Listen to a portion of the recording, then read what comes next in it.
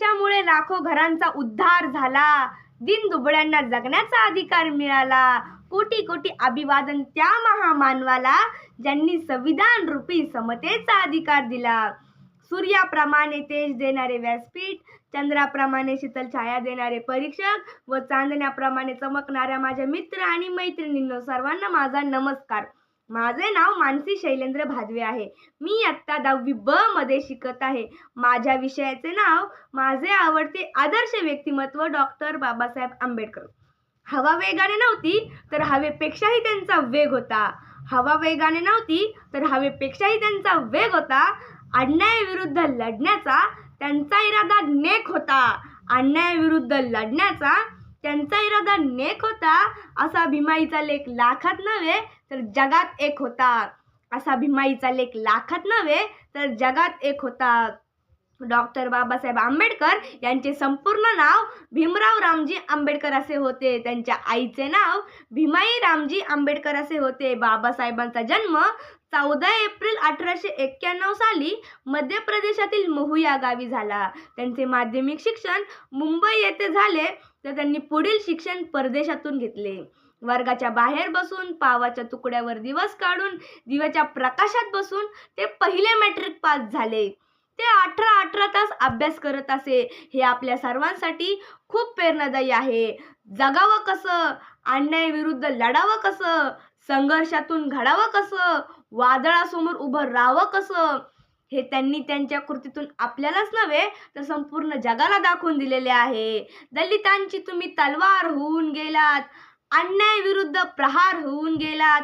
होतात तुम्ही गरीबच, पण या जगाचे कोहिनूर होऊन गेलात. या जगाचे कोहिनूर होऊन गेलात. अन्यायाची जाणीव करून दिल्याशिवाय सर्वसामान्य माणूस बंड करून उठणार नाही. म्हणून शिका, संघटित व्हा आणि संघर्ष करा. हा तुमच्या आमच्या जीवनातील मंत्र बाबासाहेबांनी दिला. जगामध्ये गरिबी तिथेच आहे जिथे शिक्षण नाही. म्हणून अर्धी भाकर खा, पण आपल्या लेकरांना चांगले शिकवा. जर तुमच्याकडे 2 रुपये असतील तर 1 रुपयाची भाकर घ्या आणि 1 रुपयाचं पुस्तक घ्या. कारण भाकर तुम्हाला जगण्यास मदत करते आणि पुस्तक तुम्हाला जगायचे कसे हे शिकवते. तुमच्या आमच्या सुखी जीवनासाठी बाबासाहेबांनी अपार कष्ट केले.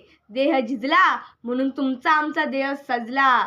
शेतकरी, कष्टकरी, कामगार, दीनदलितांना बाबासाहेबांनी जागृत केले. स्वतःच्या हक्काची, बुद्धीची, शक्तीची जाणीव करून दिली. बाबासाहेबांचे कार्य, कर्तृत्व, नेतृत्व हे हिमालयाच्या उंचीचे आहे. सह्याद्री एवढा बुलंद बुलड्डे आहे. मोजू तरी कशी उंची तुझ्या कर्तृत्वाची. तू जगाला दाखवली व्याख्या माणुसकीची. तू देवही नव्हता, तू देवदूतही नव्हता. तू माणुसत्वातल्या माणुसकीची पूजा करणारा खरा महामानव होता. खरा महामानव होता. म्हणून मी म्हणते, आले किती गेले किती उडून गेला भरारा. संपला नाही आणि संपणारही नाही माझ्या भीमाचा दरारा. माझ्या भीमाचा दरारा. बाबासाहेब हे अतिशय हुशार होते. त्यांनी संविधान असे लिहिले की सूर्यचंद्र तारे असेपर्यंत मिटणार नाही.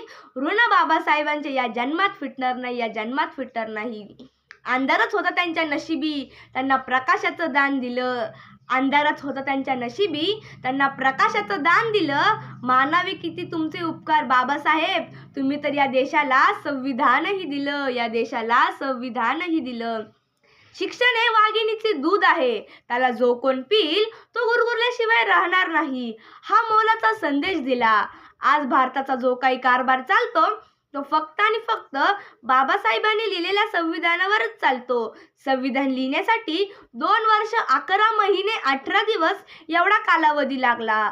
26 जानेवारी 1950 पासून भारताला संविधान लागू झाले. हिंदू कोड बिल मधून मुलींना मुलांबरोबरचा वारसा हक्क मिळाला. त्यांना स्वतंत्रपणे जगण्याचा अधिकार मिळाला. त्यांना मतदानाचा अधिकार मिळाला. स्त्री पुरुष समानता हा कायदा लागू केला.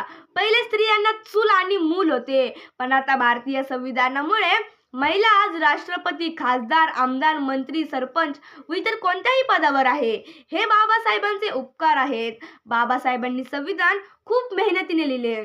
व त्यांची प्रकृती खालावली व त्यांचे आयुष्य कमी होऊन 6 डिसेंबर 1956ला त्यांचा महापरिनिर्वाण झाला. ते आज जरी आपल्यात नसेल तरी त्यांचे विचार लाखो लोकांना स्फूर्ती चैतन्य देत आहे. म्हणून माझे आवडणारे आदर्श व्यक्तिमत्व डॉक्टर बाबासाहेब आंबेडकर आहे. उगाच नाही बोलत आम्ही. घेतो तो श्वास आणि खातो तो घास. बा भीमा फक्त तुमच्यामुळं. धन्यवाद.